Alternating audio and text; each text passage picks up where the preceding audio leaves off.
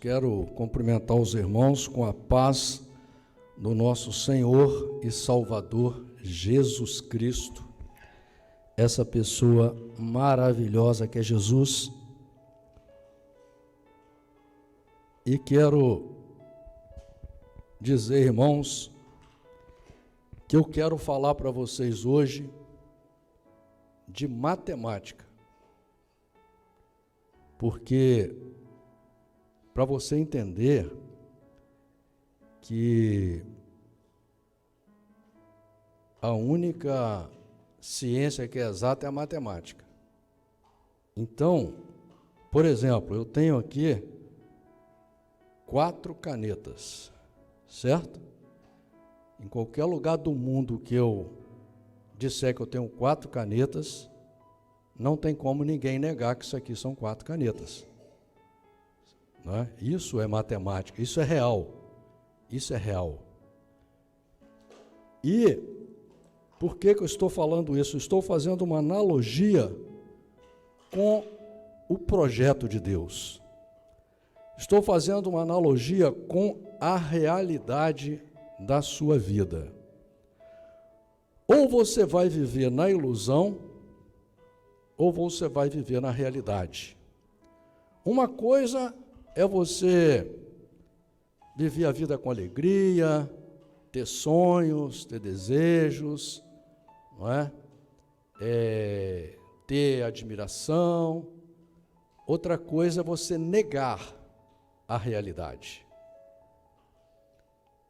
Se você negar a realidade, você não vai alcançar a felicidade. A felicidade, irmãos, ela não vai vir através do prazer da carne. Ela vai vir através da sua aceitação da realidade. E por que nós estamos falando de realidade? Porque você é um ser vivo, individual, como todo ser humano que existe na face da terra, e lá no fundo do seu coração, a sua essência deseja todos os dias, desde criança, ser feliz. É isso que você sempre desejou. Ser amado de verdade, é isso que você sempre desejou.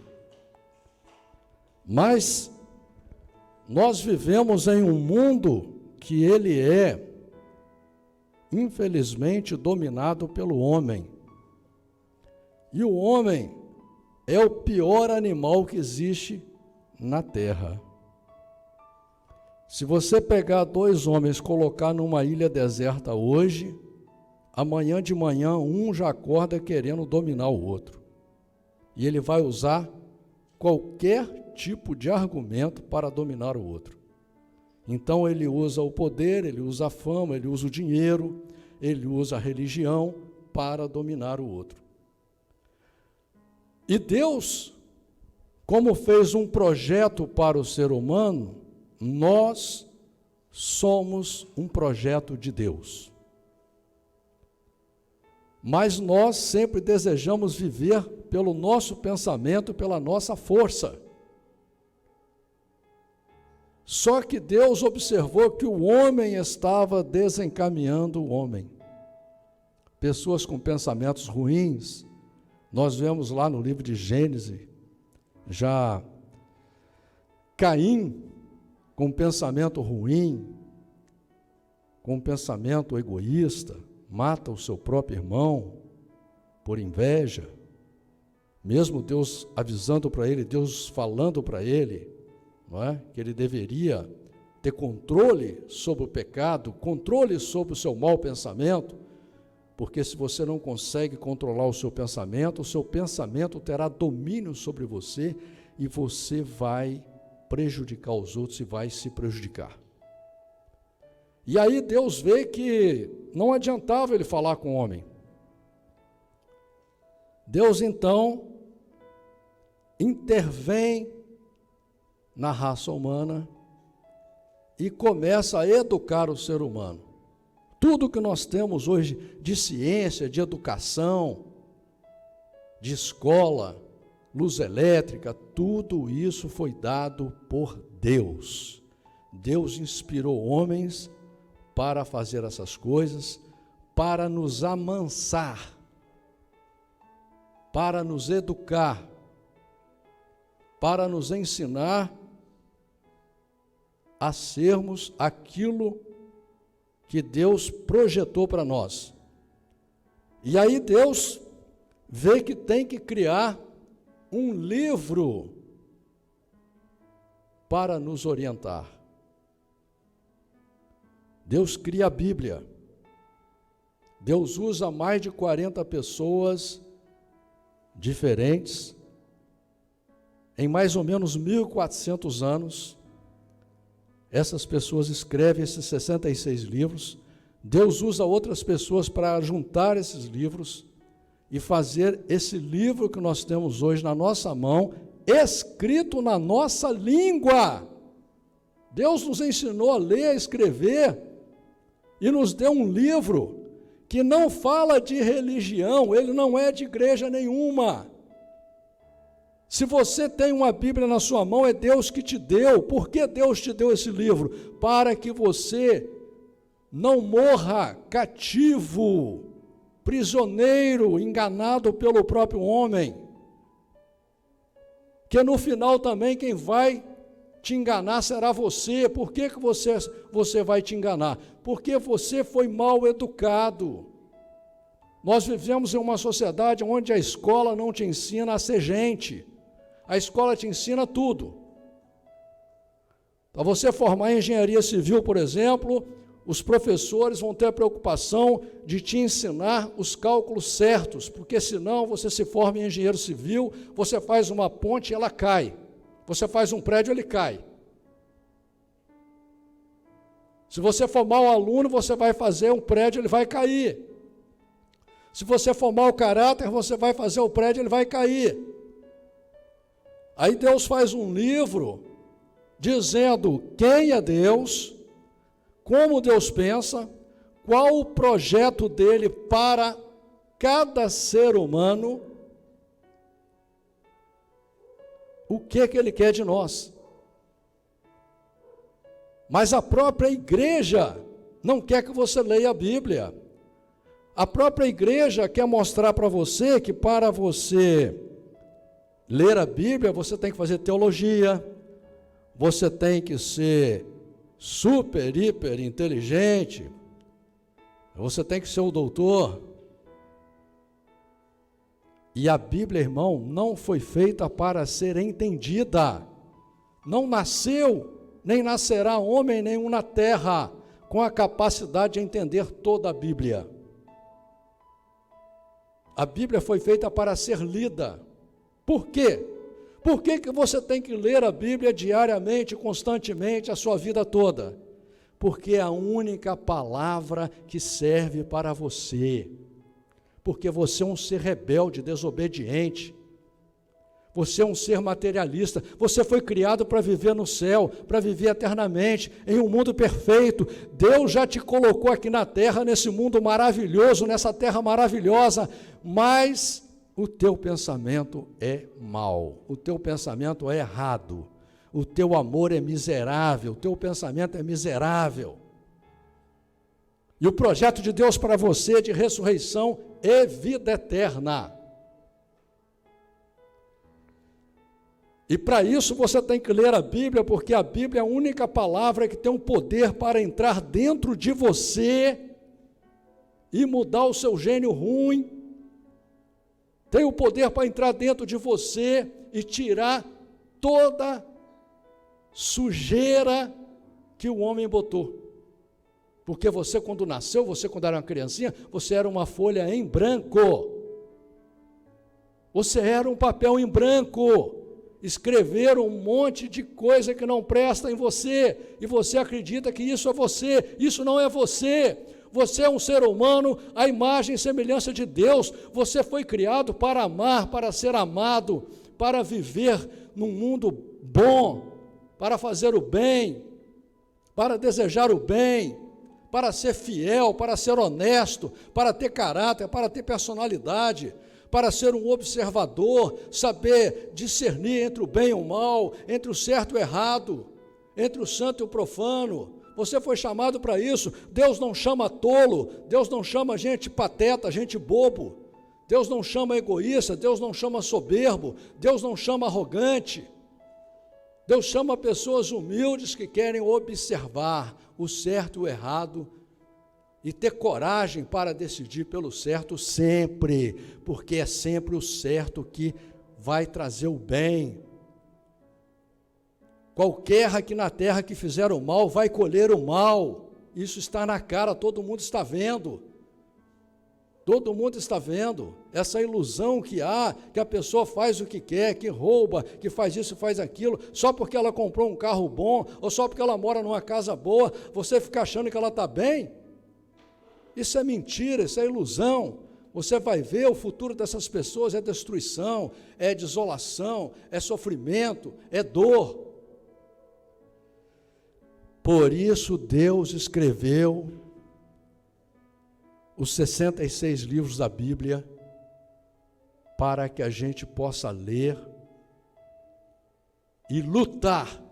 Daí sim, depois que você começar a ler, você vai lutar para ser melhor do que você é. Deus não criou religião, irmãos. Deus criou a igreja com uma sala de aula para que você venha aqui ouvir a palavra de Deus, não a palavra do homem. E você tem duas opções aqui na terra. Uma, ou você não acredita em Deus, você vai ser um ateu,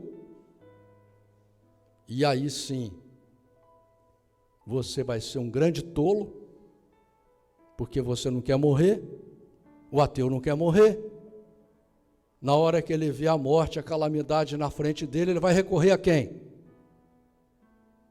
Se ele sabe que o médico, dono do hospital, morre no hospital, e ele não quer morrer, você não quer morrer, você vai recorrer a quem?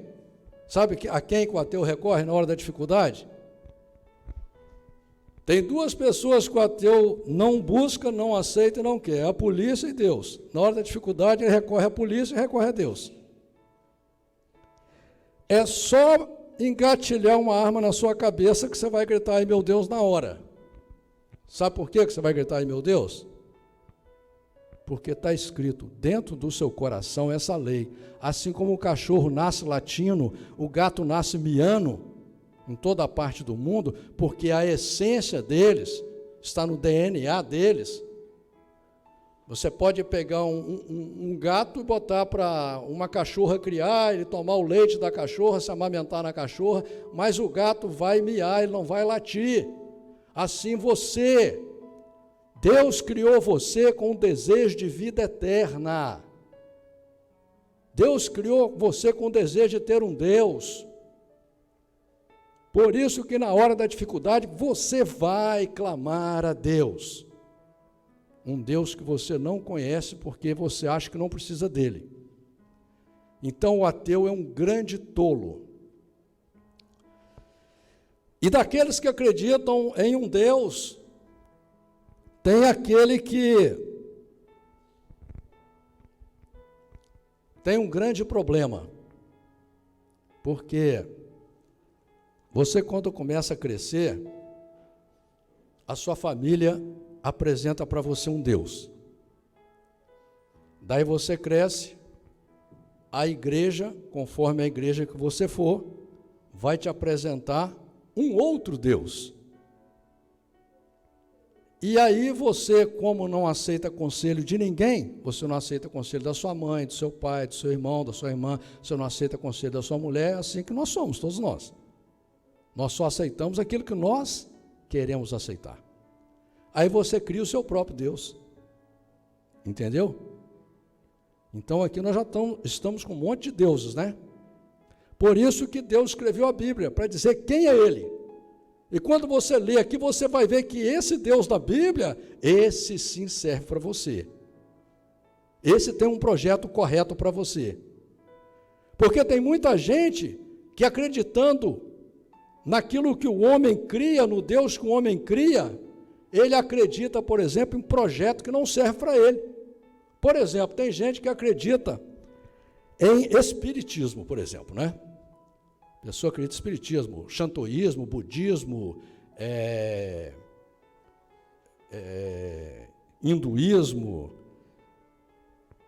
todos esses ismos que tem por aí, né? Mas candomblé, macumba, espiritismo, todas essas linhas de deuses criados pelo homem, eles acreditam na reencarnação. E por que eu sei que isso não serve nem para mim nem para você? É simples, irmãos. Na outra vida, segundo a reencarnação, eu estou falando isso porque eu já frequentei espiritismo. Na outra vida, eu era o João, mas aí eu tinha muito defeito ainda, eu tinha que evoluir. Aí o João morreu, eu nasci, e agora eu sou o José. E aí, como eu sou cheio de defeito ainda, eu preciso de evoluir, eu vou morrer, e eu vou ser o Pedro. Mas olha que coisa ruim, eu não lembro nada do João, cara, nada. Se eu não lembro nada do João, morreu aquele corpo, e morreu a pessoa também. E se agora eu morrer, o Pedro não lembrar nada de mim, eu estou frito, eu morri. Porque eu sou uma pessoa, o que faz de mim uma pessoa?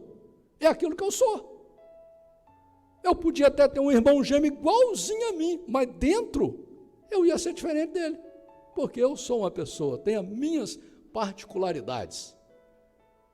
Então eu prefiro muito mais, então eu vou ressuscitar. Vou vir no corpo de um cachorro, de um gato, de um largato, mas quem está ali dentro? Eu não quero morrer. Se matarem o que eu sou para me evoluir, eu não serei eu não quero deixar de ser eu quero ser eu. Você quer deixar de ser você? Você não quer, né? Mas isso tudo é filosofia mentirosa criada pelo homem, para enganar as pessoas. E essas pessoas acreditam em Deus, mas buscam deuses falsos,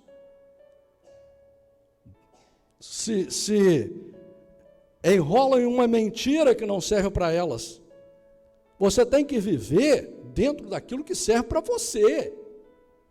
E aí, enfrentando todas essas linhas, todos esses deuses, vem Jesus Cristo, um homem simples, de uma família simples, só que ele vem pregando a ressurreição.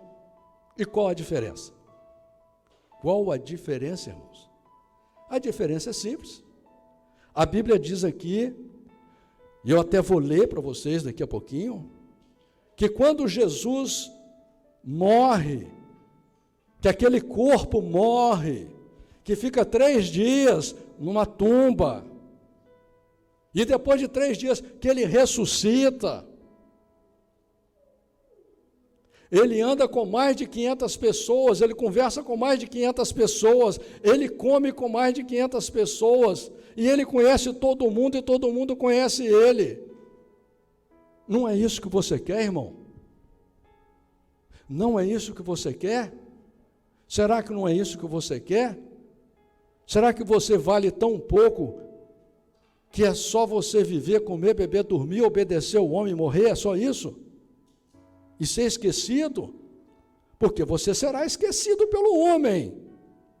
Qualquer um de vocês aqui, se eu perguntar para vocês, se durante a caminhada da sua vida inteira, importou para você a vida do avô do seu tataravô, você vai falar, nem sei quem era. Você sabe quem era o avô do seu tataravô? Você nem sabe quem era, o que ele pensava, não influenciou em nada na sua vida, e assim será com você.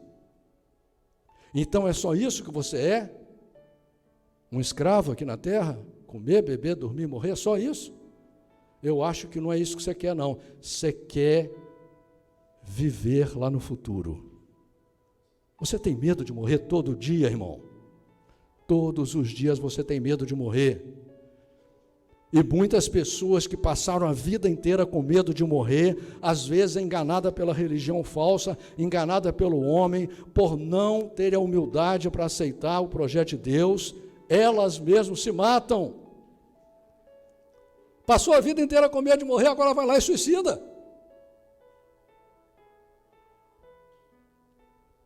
Por isso, irmãos, é importante você trazer para a matemática a sua vida. Espera aí, a minha vida é só isso? Eu não valho nada então? Eu vou só morrer, virou uma coisa feia? Se ninguém me pegar, me jogar num buraco, jogar terra em cima, eu vou ficar fedendo no meio da rua? Vou virar aquele esqueleto horrível que ninguém quer? É isso que eu sou? É só isso? É só isso a sua vida, irmão? E as pessoas que você ama, as pessoas que são importantes para você, você não está importando também que elas morram? Não, irmãos, nós lutamos por um projeto que é de ressurreição e vida eterna. É pela fé? É pela fé. O teu projeto é por quê? O teu projeto de reencarnação é por quê? Você tem certeza dele? Você viu que você já reencarnou umas 10 vezes já, então você já sabe tudo. Você me prova. Qual o projeto de futuro que você tem para me provar? Me prova que você vai estar vivo amanhã, eu quero ver você provar. É tudo pela fé, meu irmão. Tudo pela fé. Agora, se é pela fé, não é muito melhor você acreditar numa coisa real? Uma coisa que vai ser boa para você? Por isso que milhares e milhões de pessoas neste mundo, que às vezes estão vivendo no mundo, estão até tudo certo com elas, Deus toca nessa pessoa, Deus traz essa pessoa para a presença dele, Deus traz essa pessoa para a igreja, Deus dá uma Bíblia para essa pessoa, e essa pessoa muda completamente a vida dela.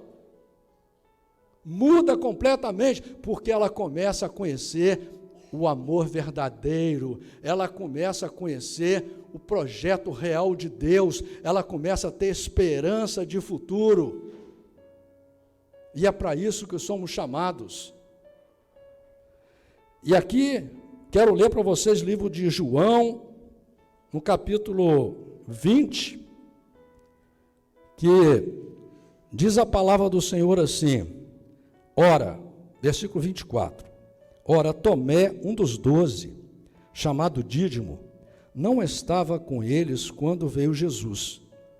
Disseram-lhe, pois, os outros discípulos, vimos o Senhor. Mas ele disse-lhes, se eu não vir o sinal dos cravos em suas mãos, e não puser o meu dedo no lugar dos cravos, e não puser a minha mão no seu lado, de maneira nenhuma o crerei. E 8 dias depois, estavam outra vez os discípulos dentro, e com eles Tomé. Chegou Jesus, estando as portas fechadas, e apresentou-se no meio e disse, paz seja convosco. Depois disse a Tomé, põe aqui o teu dedo, e vê as minhas mãos, e chega a tua mão, e põe-na no meu lado, e não sejas incrédulo, mas crente. E Tomé respondeu e disse, Senhor meu e Deus meu. Disse-lhe Jesus, por que me viste, Tomé? Creste? Bem-aventurado os que não viram e creram. Irmãos, aqui nós estamos vendo um relato, é apenas, eu não estou dando contexto, poderia dar vários e vários outros versículos. Estamos vendo um relato que os discípulos estavam fechados, orando, portas e janelas fechadas, e Jesus aparece no meio deles, e aparece com o quê? Com corpo. Que corpo era esse? De carne e osso? Não, porque carne e osso não atravessa a parede, irmão. Ele tinha ressuscitado, ele estava com o corpo glorificado, o corpo que nós teremos. E Jesus depois encontra com eles na praia e come peixe com eles. Jesus encontra com mais 2 discípulos lá em Emaús, come pão com eles. Essa é a promessa para nós. Essa promessa maravilhosa que nenhum de nós aqui acreditamos. Nenhum de nós acreditamos. Nós lemos, achamos bonito, mas na verdade, porque se a gente acreditar nessa promessa de verdade, meu irmão, a nossa vida muda. Você vai ser um marido melhor, você vai ser uma mulher melhor, você vai ser um filho melhor, você vai ser uma filha melhor, você vai ser um amigo melhor, você vai ser um funcionário melhor, porque você viverá para Deus, lutando por essa promessa que você conquistará com luta, porque você tem um grande inimigo chamado você mesmo, que não deixa você lutar, não deixa você trazer verdadeiramente Deus para a sua vida.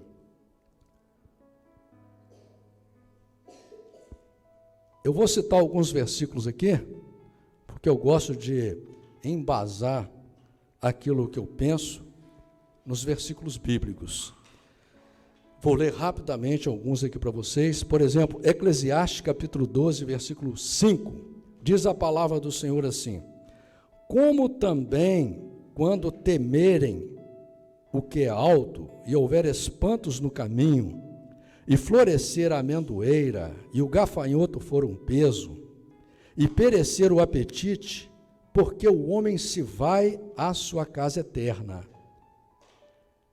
E os pranteadores andarão rodeando pela praça, antes que se rompa o cordão de prata, e se quebre o copo de ouro, e se despedace o cântaro junto à fonte, e se quebre a roda junto ao poço, e o pó volte à terra como era, e o espírito volte a Deus que o deu.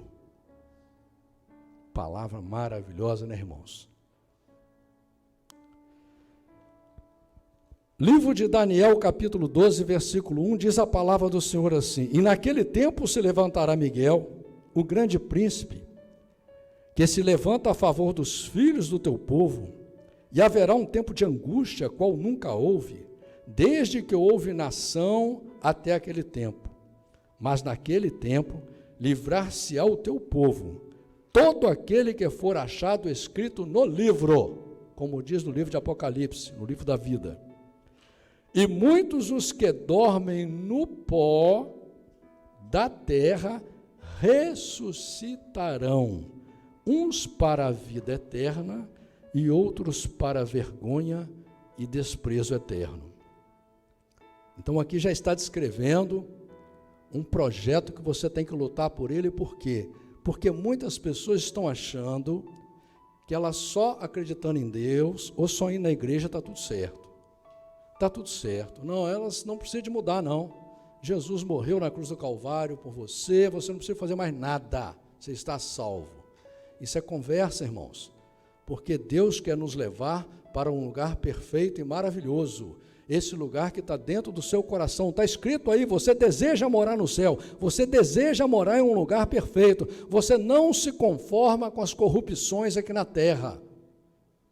Você pode até gostar de trair, mas você não quer ser traído. Você pode até gostar de roubar, mas você não quer ser roubado. Você pode até gostar de enganar, mas você não quer ser enganado.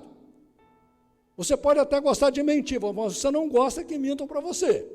Então, dentro do seu coração, você como pessoa humana, você deseja o céu, um lugar perfeito, um lugar de amor verdadeiro, um lugar de fidelidade, de honestidade, de dignidade, de caráter, de compartilhamento, de pureza.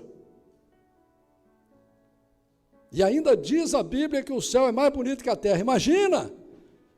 Se Deus me levar para um lugar, pode ser mais feio que a terra, se tiver tudo isso, como diz em 1 Coríntios capítulo 13, Gálatas capítulo 5, se chegar lá eu for uma pessoa boa de verdade, se as pessoas que estiverem lá forem boas, eu já estarei feliz.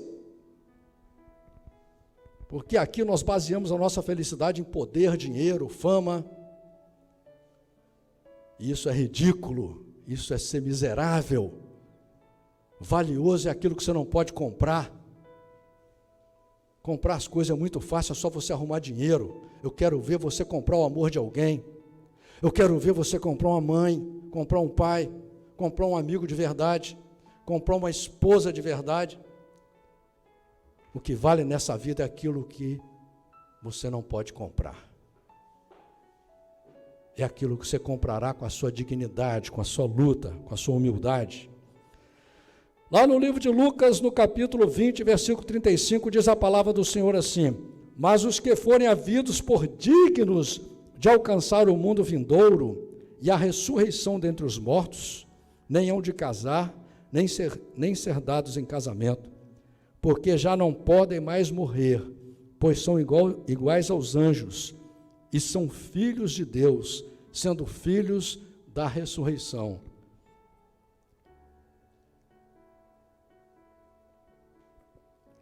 E que os mortos hão de ressuscitar, também mostrou Moisés junto da sarça, quando chama ao Senhor Deus de Abraão, e Deus de Isaque, e Deus de Jacó.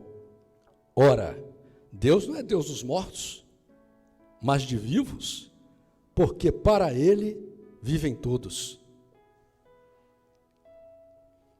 Livro de Mateus, capítulo 19, versículo 16, diz assim: e eis que alguém, aproximando-se, disse-lhe: bom mestre, que bem farei para conseguir a vida eterna? E ele disse-lhe: por que me chamas bom?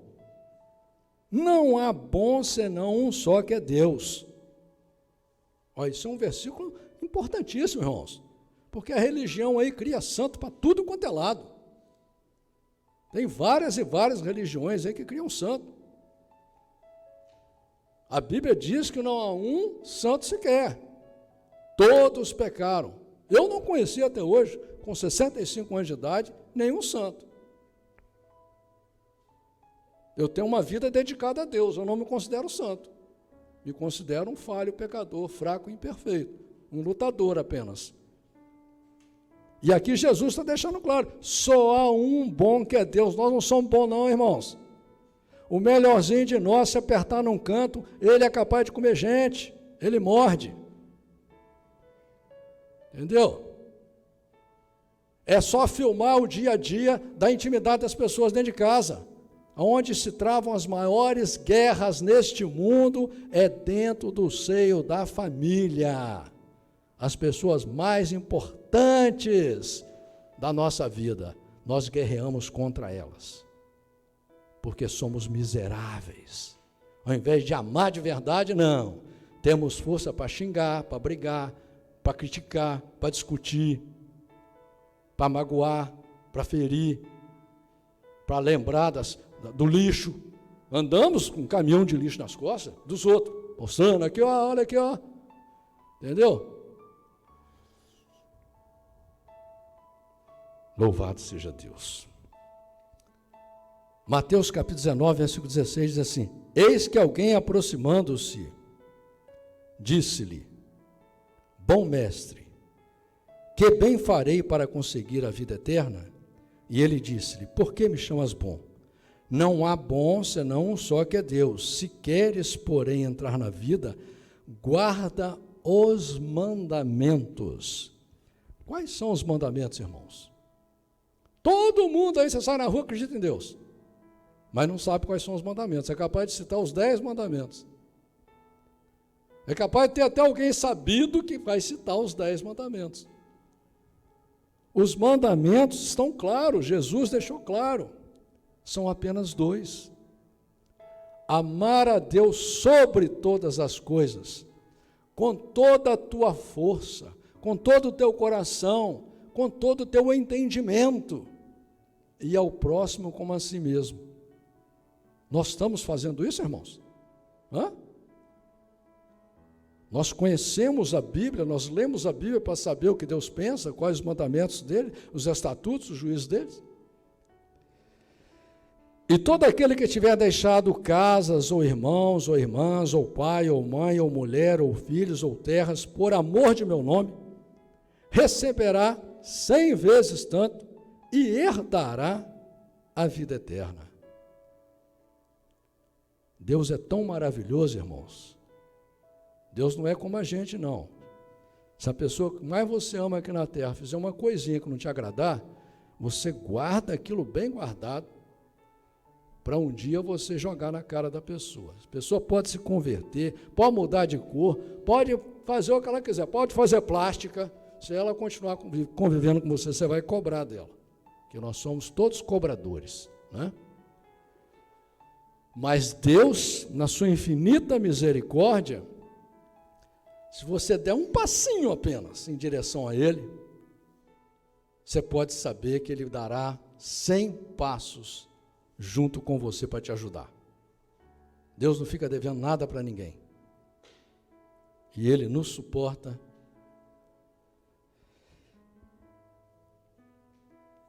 Mateus 22, 31. E acerca da ressurreição dos mortos, não tendes lido o que Deus vos declarou, dizendo: eu sou o Deus de Abraão, o Deus de Isaque, o Deus de Jacó. Ora, Deus não é Deus dos mortos, mas dos vivos. Mateus 25, 46. Irão estes para o tormento eterno, mas os justos para a vida eterna.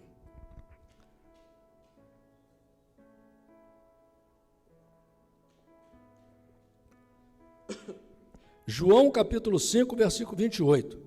Não vos maravilheis disto, porque vem a hora em que todos os que estão nos sepulcros ouvirão a sua voz. E os que fizeram bem sairão para a ressurreição da vida, e os que fizeram mal para a ressurreição de condenação. Serão julgados por Deus. Deus é justo, Deus é perfeito. Inclusive a Bíblia diz, e muita gente prega isso, que Deus é amor. Mas quando você fala que Deus é amor, não é esse amorzinho miserável que a gente tem, não. Amor perfeito. Amor de verdade. Dá para comparar um pouco com amor de mãe. Nem com amor de pai não dá para comparar, não, tá? Porque mãe ama mais do que pai. Não é? Mulher é um bicho melhor do que o homem, tá? É um ser melhor do que o homem. E ama mais do que o homem. O amor de Deus é perfeito. E quando você diz que Deus é amor, o que você está querendo dizer? Exatamente por Ele ser amor, Ele tem que ser justo. Ele não pode ser parcial. Ele não pode fazer diferença entre filhos. Ele tem que amar igualmente a todos. Não é? A Bíblia diz que Deus quer salvar a todos. O amor de Deus está sobre todos nós. Deus espera que até o último dia da sua vida você aceite o projeto dele e tome a decisão de se converter ao projeto dele. A esperança dele até o último dia da sua vida. Eu já vi pessoas com 95 anos de idade morrendo se converter de verdade, de coração. Entendeu? Mas não é assim que você não vai mudar, vai querer continuar como você é, que você vai direto para o céu. Esquece isso daí, irmão. Esquece isso daí. Tem um projeto aqui de julgamento. Se você não quiser aceitar a palavra de Deus, Deus não vai mudar a palavra dele por causa de você. Deus não vai mudar o projeto dele por causa de você. Deus não vai se render a você. Não vai. Você vai para a grande tribulação, para ter uma oportunidade de se converter. E por isso que Deus fala, eu repreendo e castigo aquele a quem amo, e Deus está certo. Imagina um pai, uma mãe, que deixa o filho fazer tudo o que o filho quiser. Não vai dar certo, não vai ser um bom filho, essa criança vai sofrer, vai fazer os outros sofrer. Todos nós, como pais, damos regras e limites para os nossos filhos, porque isso é correto. Nada no universo funciona sem regra, nada. Tudo tem que obedecer a uma regra. Livro de João, capítulo 5, versículo 39, diz a palavra do Senhor assim: examinais as Escrituras, porque julgais ter nela a vida eterna, e são elas que de mim testificam. Ou seja, irmãos, aonde você vai conquistar a vida eterna? Como? Você vai ter que examinar a Escritura. Por quê? Porque lá você vai conhecer o projeto. Você vai ler lá, por exemplo, 1 Coríntios, aquele amor que está ali, que Deus quer de você, você vai ver que você não tem ele. Ah, mas agora porque você leu, você vai ter? Não, meu irmão. Você vai ter que ler a sua vida inteira, para talvez um dia, na sua ressurreição, você aceitar aquele amor ali. Eu não conheci ninguém até hoje com esse amor que está ali descrito no livro de 1 Coríntios, capítulo 13. Nem Gálatas, capítulo 5, eu não conheci. Mas ali é uma referência. O cidadão quer formar em medicina, ele não sabe nada de medicina, ele entra numa faculdade como referência, lê os livros de medicina, depois que ele forma, ele vai trabalhar ainda para aprender a medicina, para ele se converter em médico. E a gente, para se converter em um ser humano, nós temos que ler um livro apenas um livro. Livro de João, capítulo 6, versículo 27. Olha que lindo que Deus fala aqui. Trabalhai não pela comida que perece, mas pela comida que permanece para a vida eterna, a qual o Filho do Homem vos dará, porque a este o Pai Deus o selou. É o que nós fazemos a vida inteira nossa, é trabalhar pela comida que perece. Nós damos muito mais importância para os bens materiais, para o corpo, para a beleza, para a roupa, do que para a pessoa que está dentro de nós. Né? As pessoas às vezes casam com o corpo. Você não pode casar com o corpo, você não pode amar um corpo. Você tem que amar a pessoa que está dentro desse corpo. Isso é amor de verdade, isso é inteligência. E qual o alimento que pode nos dar estrutura e saúde para a vida eterna? É a Bíblia, a palavra de Deus. Livro de João, capítulo 6, versículo 40. Porquanto a vontade daquele que me enviou é esta, que todo aquele que vê o Filho e crê nele tenha a vida eterna, e eu o ressuscitarei no último dia. Isso é uma promessa de Deus, irmãos, para a sua vida. Deus quer ressuscitar você, ressuscitar a sua família. De graça, viu? De graça. Não precisa de dar dízimo, não precisa dar dinheiro, não precisa dar nada, não. Deus quer só o teu coração, só isso. João capítulo 11, versículo 24. Disse-lhe Marta, eu sei que há de ressuscitar na ressurreição do último dia. Disse-lhe Jesus, eu sou a ressurreição e a vida. Quem crê em mim, ainda que esteja morto, viverá. E Deus usa isso aqui citando a questão de Lázaro, que Lázaro tinha morrido e foi ressuscitado para continuar vivendo aquele momento, não para a vida eterna. Ele será ressuscitado para a vida eterna quando chegar a vinda de Jesus na época do julgamento. Tanto é que Lázaro ressuscitou, viveu mais um pouco e morreu de novo, né? E assim Deus também, Ele como fez com Lázaro, que uma enfermidade pegou Lázaro do dia para a noite e matou ele, e aquilo gerou muita tristeza, mas quando ele teve um encontro com Jesus, ele foi ressuscitado, assim Deus quer fazer com a sua vida também. Muitas vezes sua vida está tudo bem, morre uma parte de você. Ou você mesmo está na beira da morte. Já aconteceu comigo. A morte veio me buscar. Eu me converti quando a morte veio me buscar. Entendeu? E assim também, quando você pode se deparar com a morte de uma pessoa que você ama, vai doer, vai sofrer. Há duas coisas que podem acontecer. Uma, Deus pode livrar a pessoa que você ama da morte. Isso é o que eu creio. Duas, se ainda assim essa pessoa morrer, Deus pode ressuscitar ela no último dia. Que maravilha, né?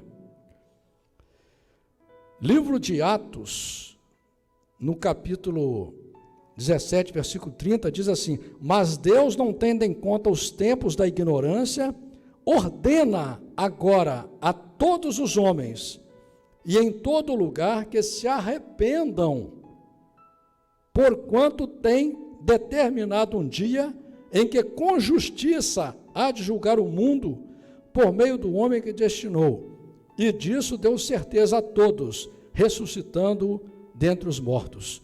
Olha que maravilha, irmãos.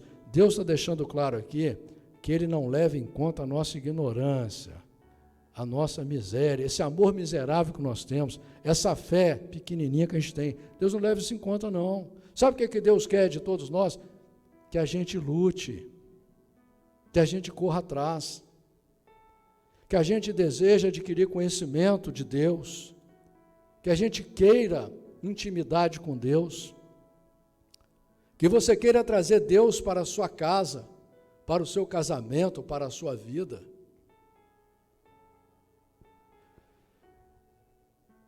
Atos capítulo 24, versículo 15, diz a palavra do Senhor assim: tendo a esperança em Deus, como estes mesmos também esperam, de que há de haver ressurreição de mortos, assim dos justos como dos injustos. Então aqui está deixando claro, vai haver ressurreição dos mortos, tanto dos justos como dos injustos. Os justos irão morar com Deus no céu, os injustos irão passar por um processo para ter a oportunidade, através do sofrimento, de se converter. Romanos capítulo 6, versículo 4, de sorte que fomos sepultados com Ele pelo batismo na morte, para que, como Cristo foi ressuscitado dentre os mortos, pela glória do Pai, assim andemos nós também em novidade de vida. Porque se fomos plantados juntamente com Ele na semelhança da sua morte, também o seremos na da sua ressurreição. Sabendo isto, que o nosso homem velho foi com Ele crucificado, para que o corpo do pecado seja desfeito, para que não sirvamos mais ao pecado. Porque aquele que está morto está justificado do pecado. Ora, se já morremos com Cristo, cremos que também com Ele viveremos, sabendo que, tendo sido Cristo ressuscitado dentre os mortos, já não morre, a morte já não tem mais domínio sobre ele. Pois, quanto a ter morrido de uma vez, morreu para o pecado, mas quanto a viver, vive para Deus. 2 Coríntios capítulo 5, versículo 1. Porque sabemos que a nossa casa terrestre deste tabernáculo se desfizer, temos de Deus um edifício, uma casa não feita por mãos, eterna, nos céus. E por isso também gememos, desejando ser revestidos da nossa habitação que é do céu. Aquele que ama Deus deseja morar com Deus. Ama viver na terra porque, enquanto está aqui, está aprendendo, está evoluindo, está ajudando as pessoas, né? Mas se morrer é lucro. Se todavia, estando vestidos, não formos achados nus, porque também nós, os que estamos neste tabernáculo, gememos carregados, não porque queremos ser despidos, mas revestidos para que o mortal seja absorvido pela vida.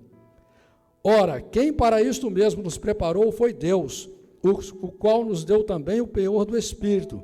Por isso estamos sempre de bom ânimo, sabendo que enquanto estamos no corpo, vivemos ausentes do Senhor, porque andamos por fé e não por vista, mas temos confiança e desejamos antes deixar este corpo para habitar com o Senhor.